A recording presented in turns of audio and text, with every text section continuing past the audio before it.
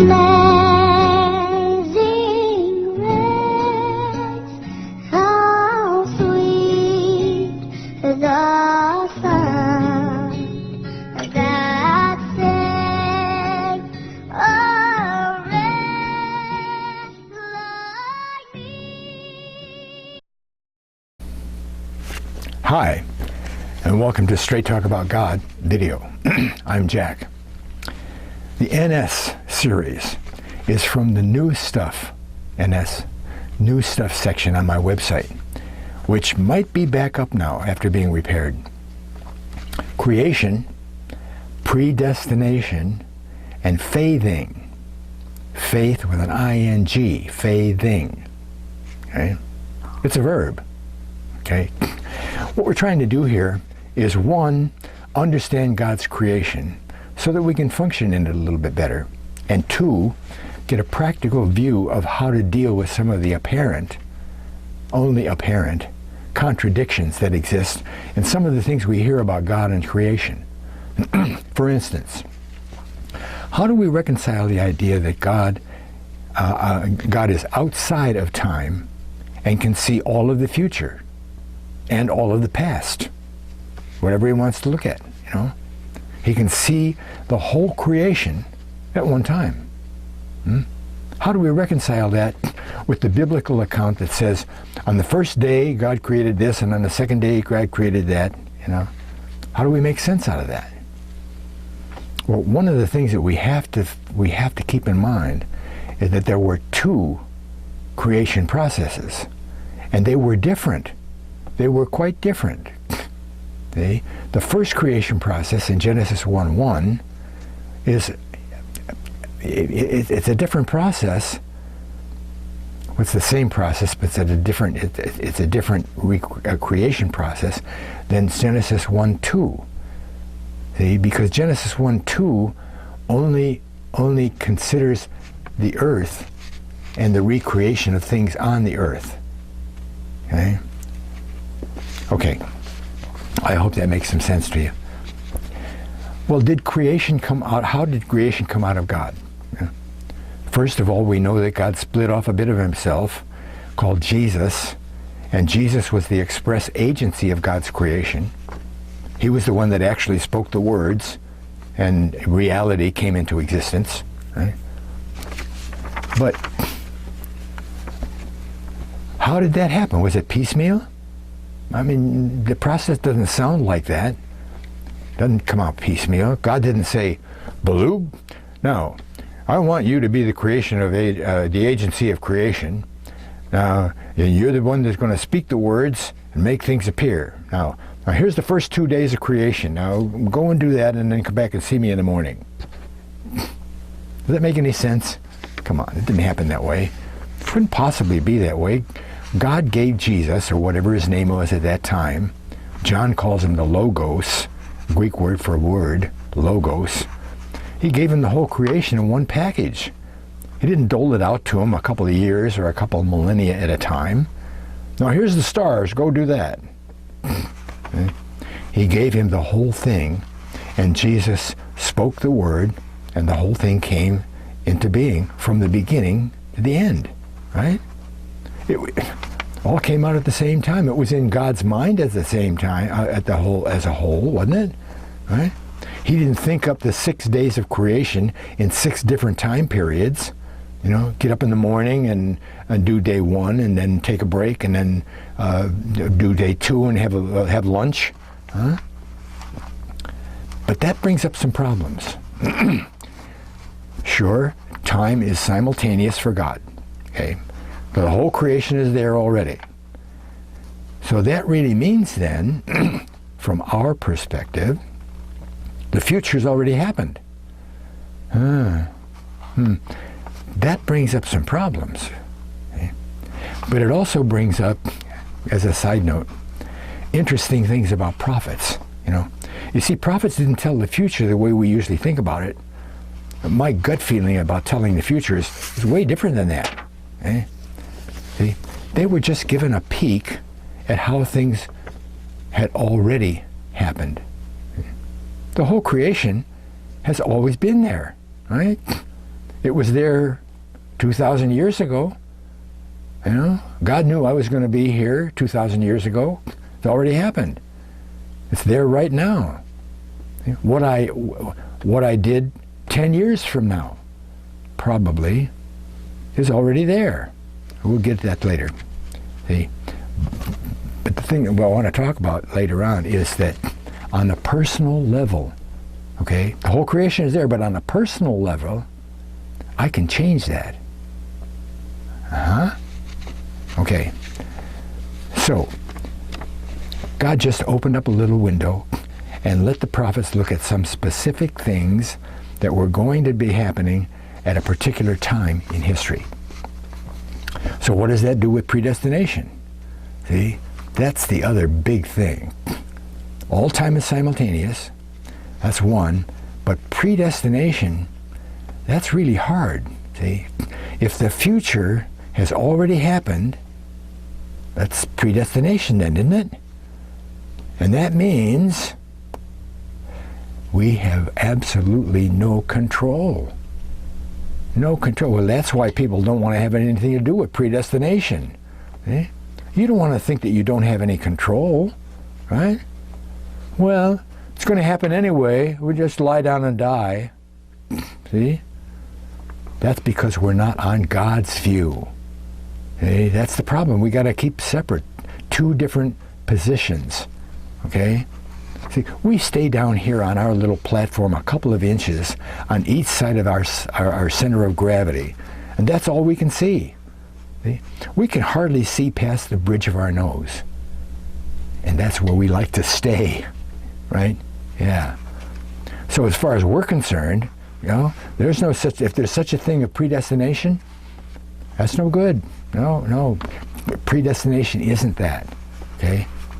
Predestination, generally, is stating how things must work out. Okay? They must work out this way if you're given the starting point, the present circumstances, and historical certainty, like the selfishness of man. Watch how this all fits together. Selfishness, wow. Well, then, with all that in mind, you can predict, quote, predict the future. Right? You see, once we get off our little tiny platform and get up on higher levels of perspective and can branch out our focus to include nations and even the whole world, humanity as a whole, then we start to see what predestination really means. Predestination is no big deal. You know, if creation has already happened, it isn't that it's already happened to you personally. But it has happened to humanity as a whole. And that's another thing that we have to add to the concept of simultaneous time. Just by way of understanding. Creation doesn't move through time. Creation doesn't move, right?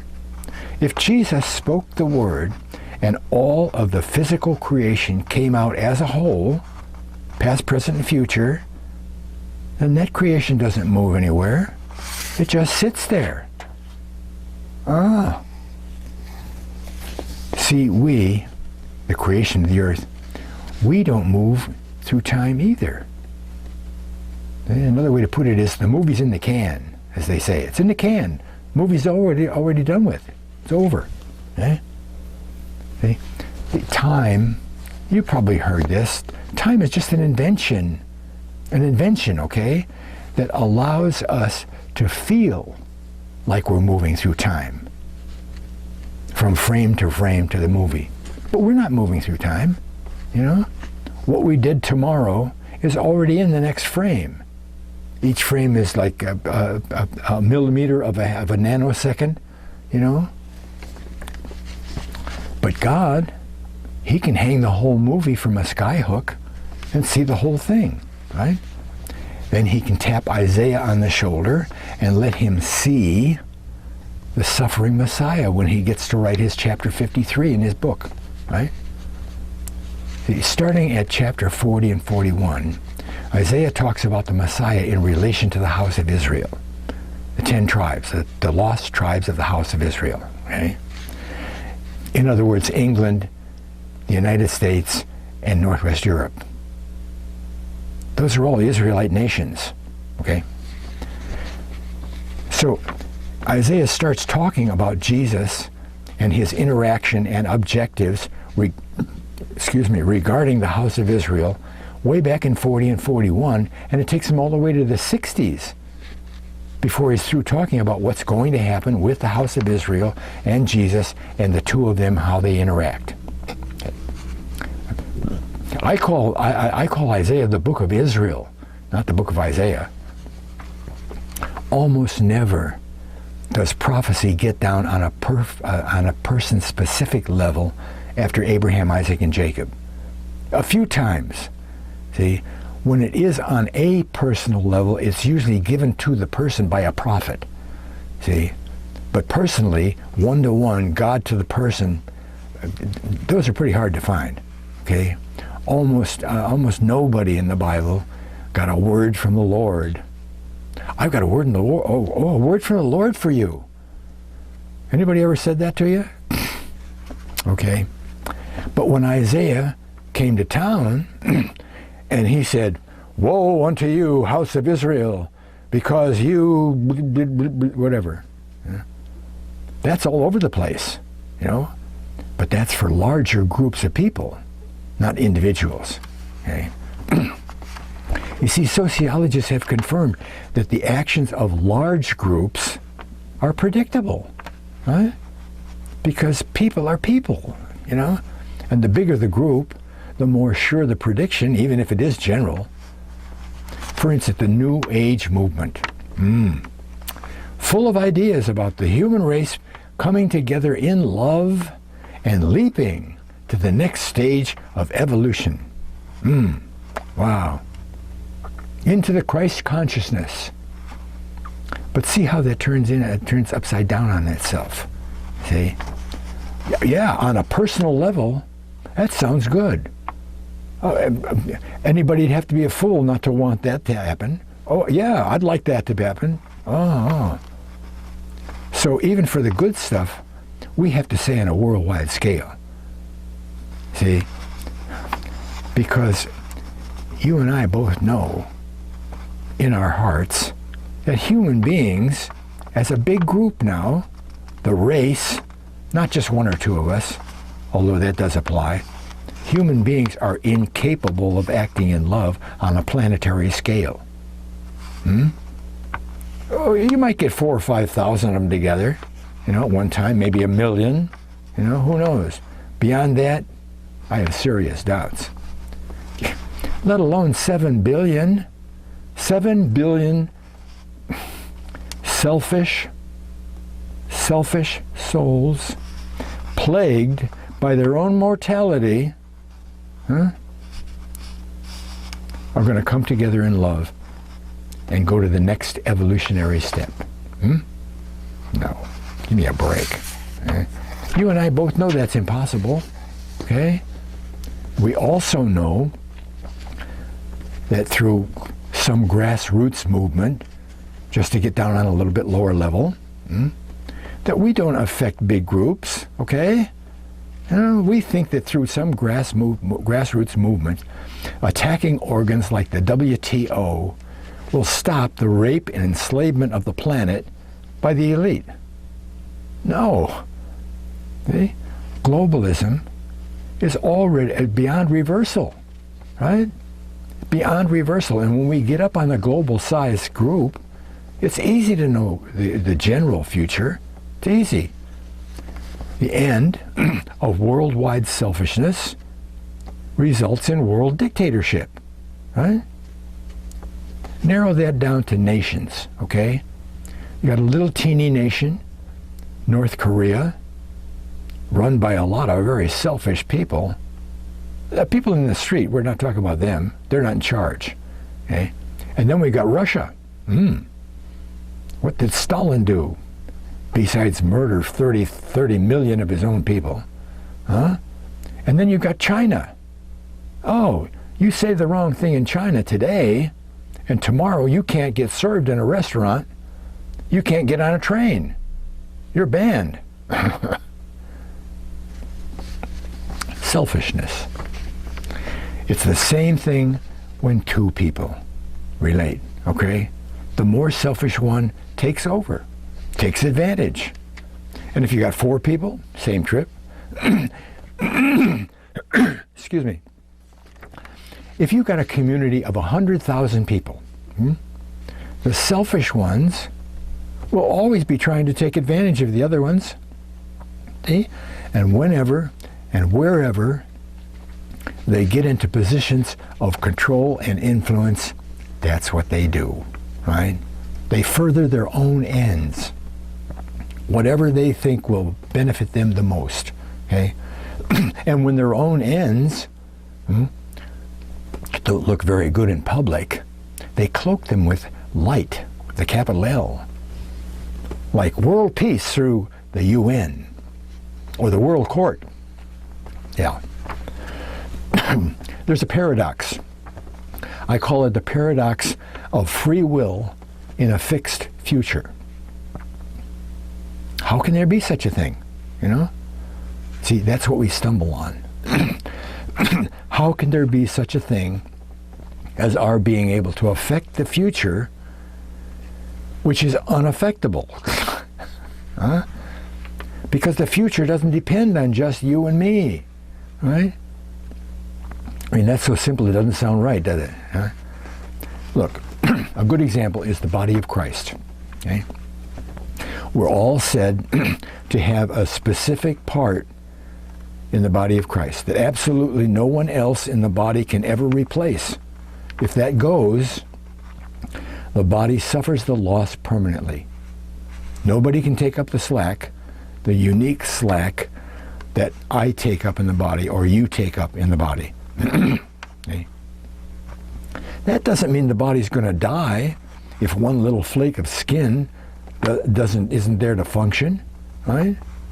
We have to remember that the scale, that God is moving on.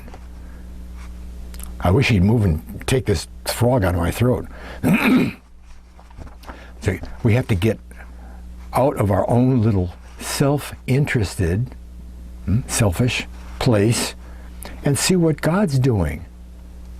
And see what we could possibly do to either prevent that from happening. Okay? Well, that investigation immediately shows us there's nothing we can do, right? Because it has to do with our humanity, our intentions. Remember, the road to hell is paved with good intentions, right? We have to understand, and then we have to admit the fallibility of humankind, especially our own, but humankind. Fallibility. Nobody is infallible. We're all jerks. Yeah, we're all jerks. And there's nothing we can do about it, you know? We can just try like hell to overcome the big stuff and hope that we'll be okay. See? We have to realize that, and we have to admit it. We have to realize our own humanity, right? Make it real. See? That's what realize means. Make it real. Live it, right? You heard me say we're all jerks? I know that's a button pusher, but it's true. But let me clarify that a little bit with understanding behind that. You see, it isn't that we're all ready to rape the first good-looking guy or girl that comes along. Okay? So the way we're jerks, that we're all jerks, is that we're all unable at times to overcome our fear. Our fear. This is transformational stuff here. If you give just this idea of 2 or 3 hours of introspection, it'll change your life. It will, okay? See? Our fears, we don't overcome them. And when we don't overcome our fear, we take advantage, you know, out of self-interest. Selfishness. Out of self-interest, we take advantage of people or circumstances, right? It's our inability to overcome all, capitals and underlined, all our fears. Well, look, many of us overcome our fears all the time. You know, all our life we've been overcoming fears, little ones. Sometimes we get so angry we want to kill somebody. You ever heard anybody say that? I'm so mad at him I could... Huh? Well, any psychologist will tell you that anger, here it comes, anger is based in fear. First the fear is down there, and then when something happens that excites that fear, we get angry. Or stressful and we cry. It's all stress. Fear promotes stress. Phew. Okay? Now, without trying to name the fear that you were experiencing and manifesting about killing somebody, you overcame it because you didn't kill them, right? You overcame that fear. See? So there's a lot of different ways to express this, but at the root, our actions that are self-interest oriented, our selfish actions, are all based in some fear. Fear. I know that's hard to hear. It sounds broad-brushed and all-inclusive, and it is. It is. It's a fact of humanity. Okay? When you get afraid, you get mad. You want to do something about it. Okay? A guy cuts you off on the freeway. Why are you rotten? What do you think you... What are you afraid of? Huh? Well, he almost ran you off the road. That's a good idea right there. Okay? But he didn't, did he? Huh.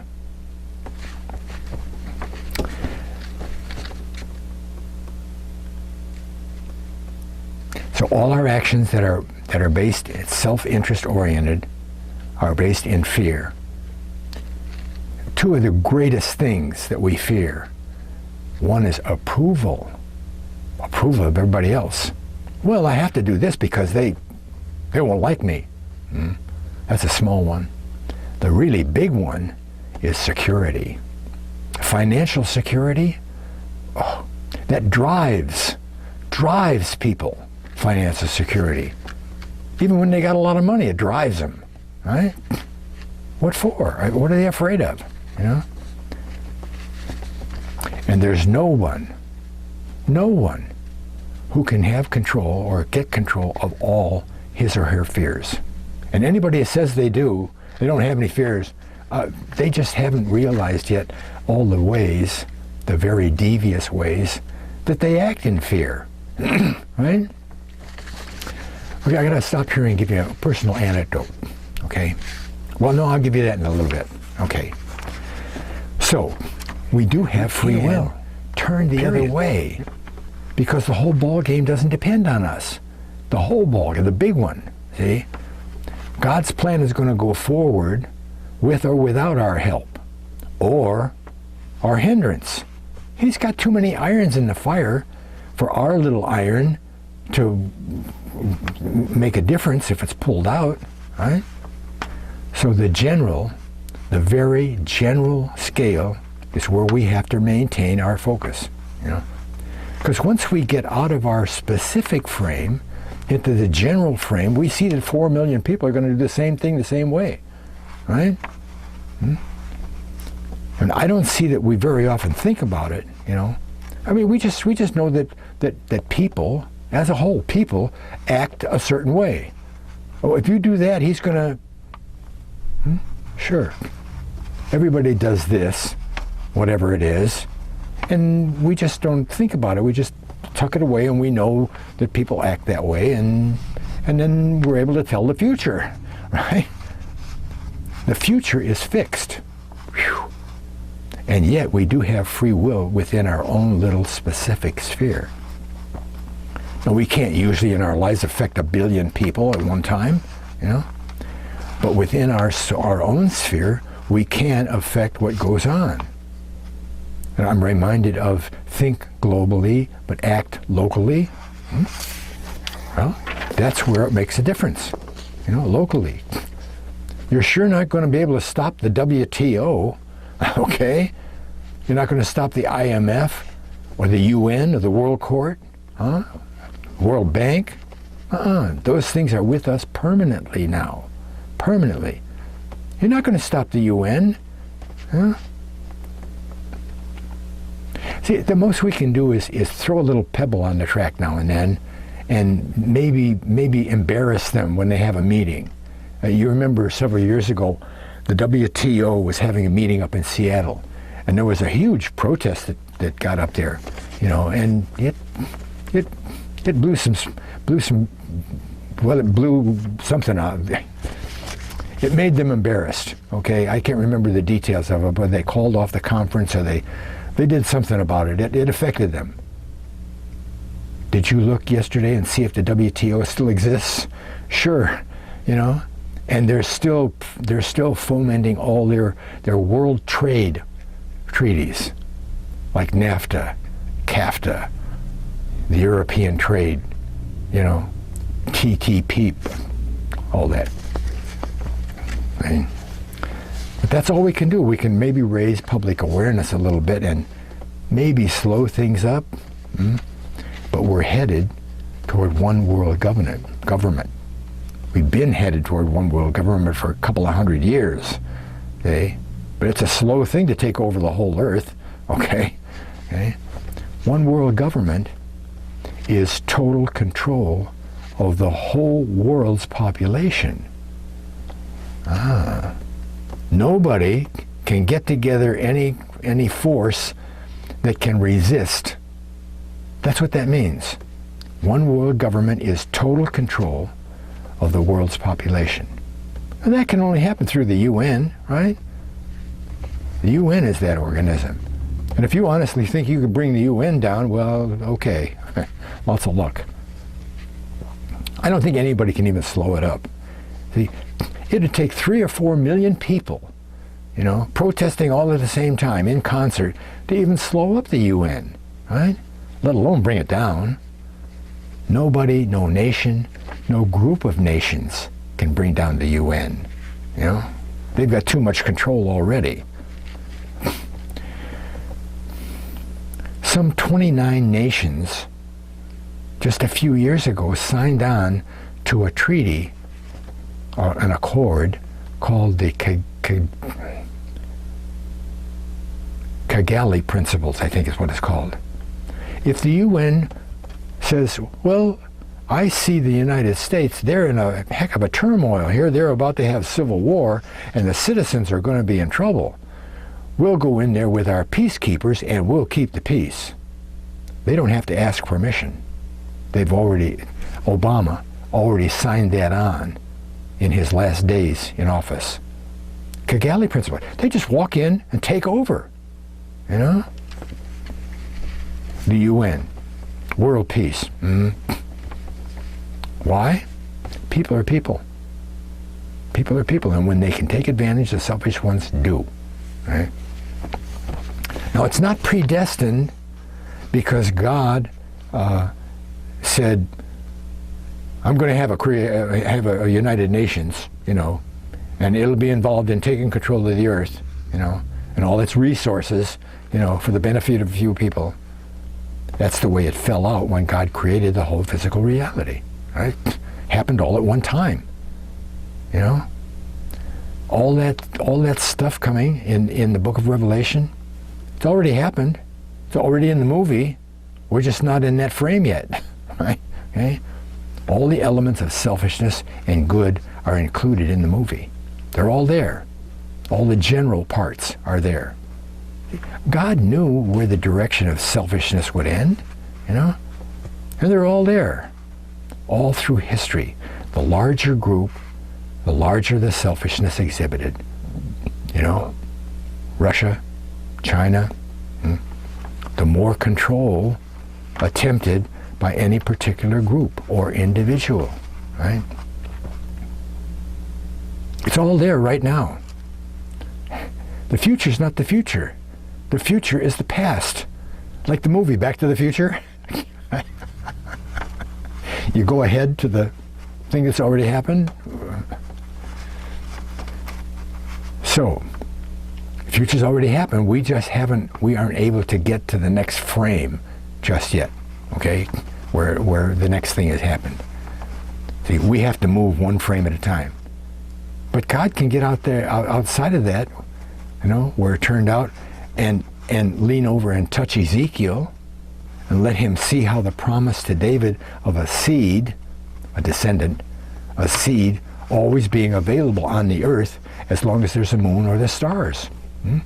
And that a son of David, that's the seed of David, would be found ruling, as long as there's a moon or stars, found ruling over nations of Israelites. Today, Queen Elizabeth. And he can let Ezekiel see one of the parts of the practical fulfillment of that promise to David. Yeah? When he tells us about the diadem and the crown being overturned 3 times and stopping with Queen Elizabeth, until whose right it is who comes, which is Jesus. Okay? I mean, what did Ezekiel know? He didn't know any of that stuff until God tapped him on the shoulder and opened a little window, let him see what was coming to pass, part of the events that are already coming to pass. There's no such thing for us as predestination. Okay? We're not predestined to do anything. Okay. We are predestined to do 2 things. Follow our human capacities and tendencies. But we can change those, can't we? We can deal with them. We're not predestined to actually carry out our fears. So we're not really predestined to do any particular action in the future. That's why I said probably 10 years from now, probably you'd see me doing something. Maybe something happened, I'd change direction or something. God would say, don't do that. Right? But our selfishness is going to allow us to do a lot of bad stuff, okay? So the paradox of free will in a fixed future. We do have free will. And we can change our lives, No matter what's going on in the world, and this is one of the major points of this whole discussion here. No matter what's going on in the world, all that bad stuff that Revelation book talks about, doesn't make any difference. We can feel okay. We can feel no fear. Understanding, any shade tree psychologist will tell you, liquidates fear. Liquidates is a good word. Liquidates fear. And remember, stress, anger, grief, stress is based in fear. Okay? Eliminate the fear, eliminate the stress. Very simple, hard to deal with, but simple. See, understanding takes all the threat out of an event or an action. The threat. Okay? In our personal lives, we find that we experience stress. You break down and crying or something, or you get angry or something. And when we experience stress and are able to understand the fear behind the stress that we're manifesting, the stress goes away. Ooh, I told you it's transformational, didn't I? Yeah. In other words, name the fear or the emotion and the stressful side is diminished, right? Once you can name the fear, the feeling goes away. And something that's pretty much like that happens on the good stuff too. See? You might have a day when somebody says, hey, how you doing? Oh man, I'm so happy. You won't feel quite so happy anymore. See? You feel okay, but the fear or the feeling is diminished. Once you kind of put it out in the open, okay? And the same thing happens on the stressful side. And again, when we get up on God's level, we see that God certainly knew that free will would unleash an implacable monster, that would play itself out in the most minute details. He knew that, didn't he? So there's really no such thing as predestination on a small level. We don't have to worry about the fact the future is fixed, because it isn't fixed on our specific future. It's mankind's future in general. Well, that puts us in a really bad position. Tries to, anyway. See, if we subscribe to that concept, then we're really in deep trouble, because there's no cure. There's no cure. If there's no such thing as predestination, if this is the way humanity has already worked out, there's no cure for this stuff, is there? Now, the recognition of no cure, I think, comes from two places. I think that folks hide in denial of predestination. See? What they would define as predestination, on their own personal level. See? They think that all of it affects them personally. They deny it because of the deep realization of the fallibility of the human race. We all know that human beings aren't perfect, capital P. So let's say subconsciously, people deny that there can be such a thing as predestination, because predestination leads all the way back to all that bad stuff that's going to happen. Predestination means that things are going to work out the bad way, and there's nothing we can do about it. Hey, I don't even want to talk about predestination. No. There's no such thing as predestination. That's ridiculous. See? Denial. Right? Well, when the bad result is actually realized, recognized, and admitted, the other place it goes is fatalism. Instead of denying predestination exists, fatalists recognize the existence of the fact that people are who they are, and the world's in deep doo-doo, and are on the way down. And that easily goes to fatalism. See, when it's admitted out into the open air, what can you do with it? You can't stop it, right? You can't stop it. You can't cure humanity's selfishness, right? Well, I guess I'll just sit over here in a corner and wait till I die. Just bring me a Big Mac now and then. It sounds like an untenable place for me. Right? And it certainly is, I mean, we're on a slippery slope, and we can't stop, and we can't get back at the top either. There's nothing that we can do to personally stop the whole thing. But, a very big but, there is one medication, speaking symbolically, there's one medication, if not in effect a cure, can at least give us a Band-Aid, until we get better, or until we actually see the doctor. That's faithing. Faithing. Faith with an ing means it's a verb. Faith acts.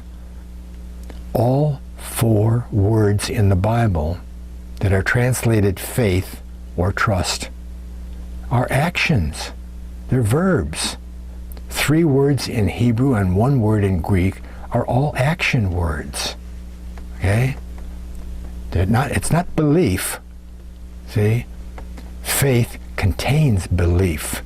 It's a believing action. See? That's our Band-Aid. Right?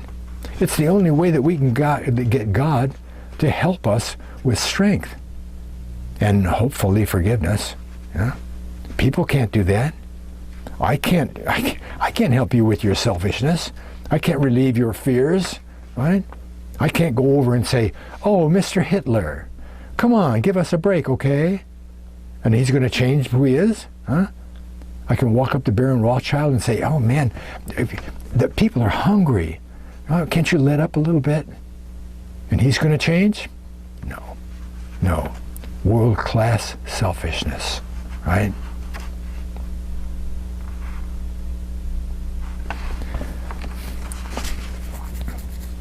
who is the most selfish entity that you've ever heard of.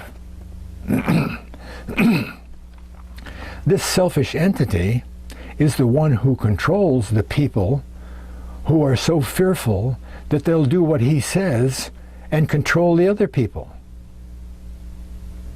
Yeah, you know.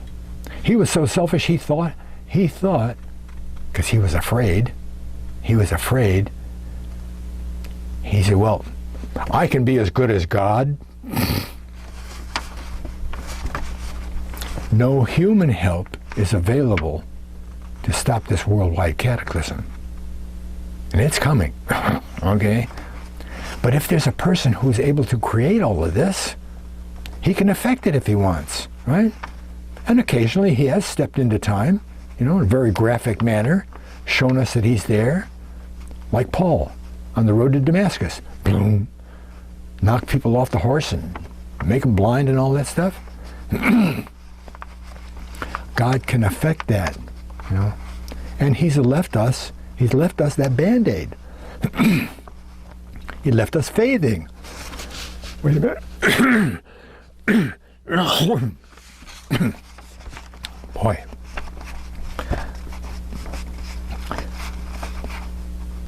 He left us faithing because he's promised that if we act in our lives, in our decision-making processes, as though he was real, and he was there to give us a little help to get over whatever risk we see by acting in his way, we just do that, and he will indeed help.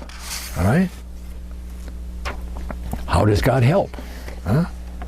Well, he doesn't reach into history like Paul and knock him down and let him see the blinding light and all that stuff. He doesn't do that. Okay?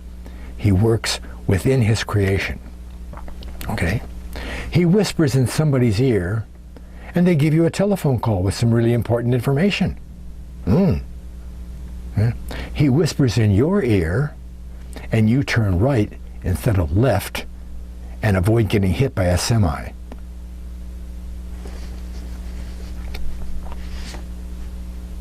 See, when we're acting in trust of God, he's promised to enter into the process.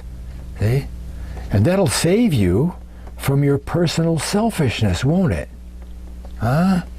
If you're acting on what God says you're supposed to do instead of what you think up to do, because whatever you think up to do is going to be selfish, right?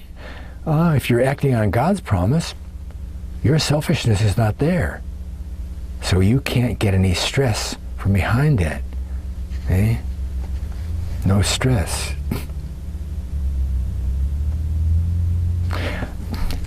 Okay, here's an analogy.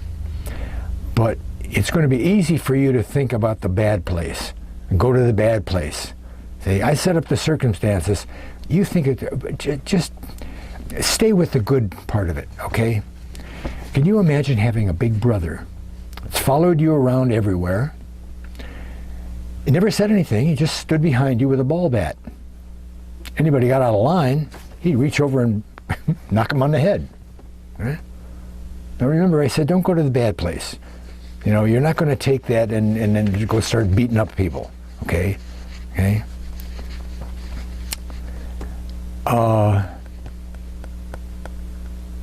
See, I just try to think of the place that tells you how you'd feel after 3 or 4 years of living that way. Huh? I mean, you're a nice person. You're not going to be going around, beating up people. But when you encounter people that get out of line, you hardly have time to think, gee, what a jerk he is. And they get a rap on the noggin, right? How free, peace of mind, how free, how unthreatened you'd eventually become. Huh? You just go about whatever you felt like doing and nothing would happen. Everything would be okay. What about money? In addition to that, we're going to let the big brother have an unlimited supply of money. Anytime you feel like you want to buy something, you could do it. It wouldn't make any difference if the house ocean-going yacht, pair of socks, make any difference, right? Well, in short order, you'd never have to worry about money, would you?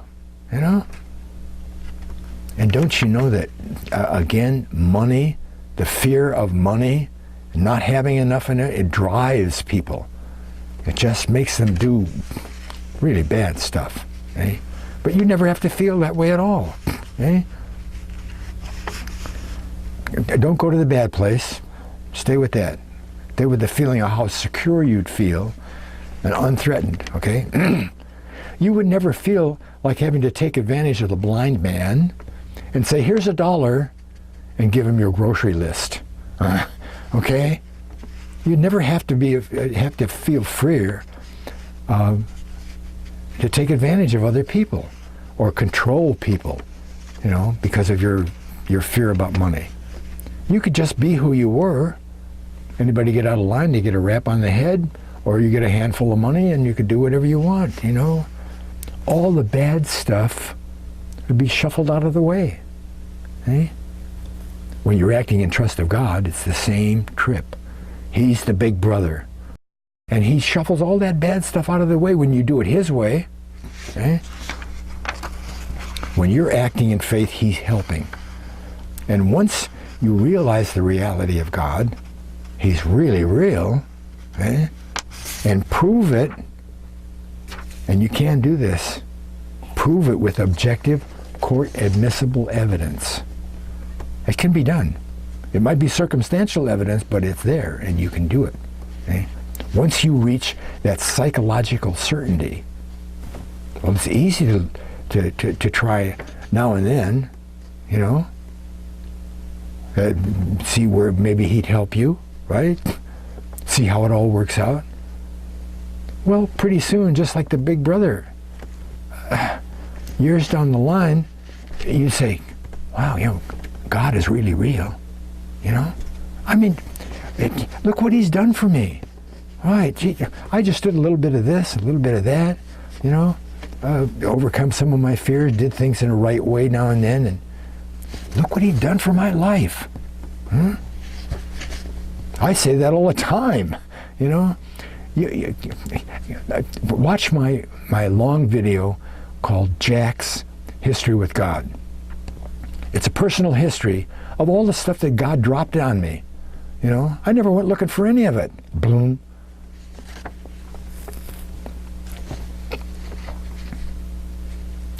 So once you get to that point, maybe you can get to the realization that God really does forgive you. That's a hard one for a lot of people. How could he possibly forgive me? I've done such rotten stuff. A lot of people are in that place. Don't think that they are forgivable, right? For all that bad stuff that you might have done, you just show him a little trust. That's all. That's his promise. Now it takes a lot to believe that, because something. You're never going to know until you get over there, whether you made it or not. I hope you do, But you can't get into God's mind and see the forgiveness happen, no more than you can get into the mind of a person. And even if they're saying, I forgive you, it's hard to do without evidence.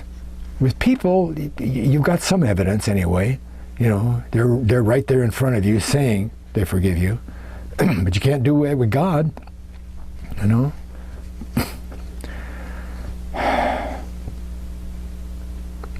But he's promised, okay? He promised that he won't see you as imperfect when you faith, when you act in trust. Okay? How does that happen? He doesn't see all your bad stuff. It's still there. Your selfishness never goes away. It's always right there, ready for, But God doesn't see that. He chooses not to see that because he chooses to look at his own spirit. We're promised over and over, the whole Old Testament is a treatise of acting in faith and receiving the implantation of God's Spirit. You act in a little bit of trust with God against the negative circumstance, and he puts a spirit in your body, and that's all he wants to look at. He doesn't care about all that other stuff anymore. See? Until you use up that bit of spirit and you need some more. See, once saved, always saved is not a true concept. That doesn't happen. You get God's spirit in your body, you're saved. But it works its way out. God's spirit always works good wherever it is. And if it works its way out of your body, you better figure out a way to faith again. Okay? Acting in faith. Faith, again, is a verb. Okay? I say that all the time. Faith is a verb. And that's what I suggest you get into. Faithing. Right. Thanks a lot for watching. God bless.